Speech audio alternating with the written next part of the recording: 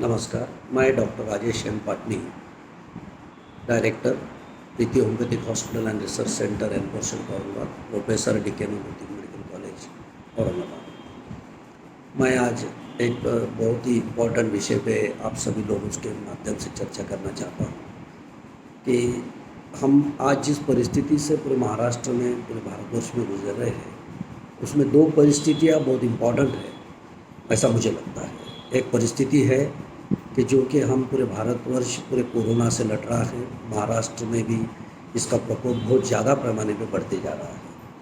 बहुत रोज़ ही हम देख रहे हैं कि पेशेंट्स कोरोना से प्रभावित होने वालों की संख्या डे बाय डे बढ़ती चल रही है। दूसरी परिस्थिति से हम जो जूझ रहे हैं, मुझे ऐसा लगता है कि जो हम चाइना के वार के बहुत समीप पहुंच गए थे और चाइना ने पूरे बॉर्डर पे हमने और हमने भी अपनी पूरी सेनाएं चाइना के बॉर्डर से घेट कर लगाना शुरू कर दी थी।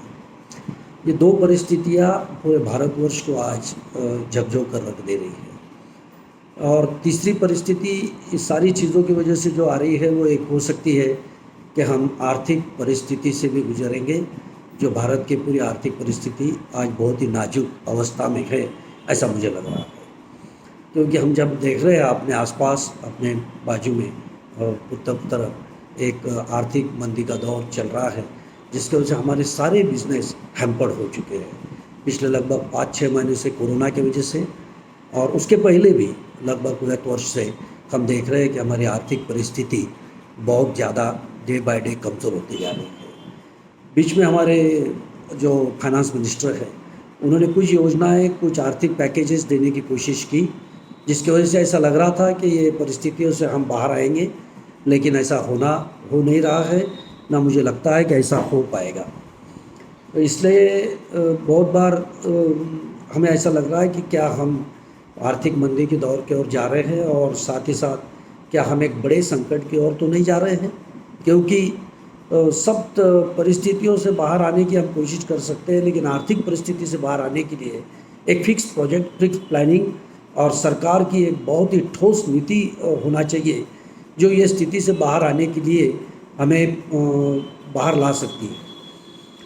लेकिन हम देख रहे हैं कि डे बाय डे राजनीति की दौर भी कुछ ऐसे दौर से चल रहा है कि अब बीच में सुशांत सिंह राजपूत, महाराष्ट्र का जो जिसका ये हुआ, सुशांत सिंह राजपूत केस हुई, उसके बाद दूसरी देख रहे हैं हम कि कंगना रनावत का एक प्रकरण चल रहा है, जो सारे मीडिया इसको उछाल रहा है। सारे मीडिया में यही चीज़ दिख रही है। क्या हम ये दो परिस्थितियों से ही पूरा भारत चला रहे हैं? क्या ये दो परिस्थितियों से पूरा महाराष्ट्र चल रहा है? क्या ये दो परिस्थितियाँ ही सारे भारतवर्ष के राजनीति को कारणीभूत हो रही है? क्या ऐसे बहुत सारे प्रश्न मेरे मन में उठ रहे हैं। क्या हम इससे ऊपर उठ के कोई काम नहीं देख रहे हैं? हो सकता है कि ये दोनों परिस्थितियाँ का इम्पोर्टेंस हो। सुशांत सिंह राजपूत का भी, उनका केस का बहुत इम्पोर्टेंट है। ऐसा नहीं है कि जिस माँ बाप ने अपना बच्चा खोया है और जिस देश ने भी एक अच्छा कलाकार खोया है, लेकिन जिस तरह से मीडिया में ये दिन भर न्यूज़ चल रही है, दिन भर ये दो चीज़ों को मीडिया बार बार बता रहा है, तो मेरे मन में कहीं ये बात उठ रही है कि भाई क्या भारत में यही एक काम है, कोई और परिस्थिति नहीं है? चाइना का वॉर चल रहा था, चाइना के नज़दीक हम वॉर के बहुत समीप आ गए थे। कोरोना से देश लड़ रहा है, कोरोना से डे बाय डे परिस्थिति बहुत ख़राब हो रही है। देश के राजनीतिक हालात में भी बहुत गड़बड़ियाँ है।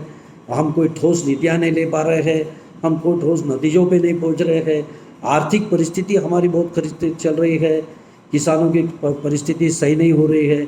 इंडस्ट्रियल परिस्थिति, इंडस्ट्रियल लाइन जो हमारी इंडस्ट्री और खेती, ये हमारी जो आर्थिक परिस्थितियों के दो कने हैं, स्पाइन है।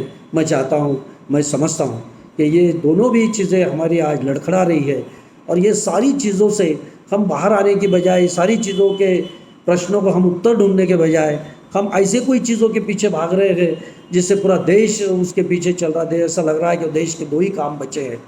तो मेरी भारत सरकार से, महाराष्ट्र सरकार से और सभी राजनीतिक लोगों से मेरी गुजारिश है कि सारी परिस्थितियों से बाहर आकर आप लोगों को, देश का जो सामान्य नागरिक है, जो बेरोजगार है, जो आर्थिक परिस्थितियों से देश जूझ रहा है, जो सारे लोगों के बिजनेस ठप हो गए हैं, मैं सोच रहा हूँ कि ये सारी चीज़ों की तरफ और कोरोना जैसे महामारी की तरफ हमें लड़ने के लिए क्या करना पड़ेगा, हमें ये सारी चीज़ें हमारे हेल्थ सेक्टर की ओर हमें देखना पड़ेगा कि हम हेल्थ सेक्टर का डेवलपमेंट कैसे करें, हम एजुकेशन की तरफ कैसे देखें।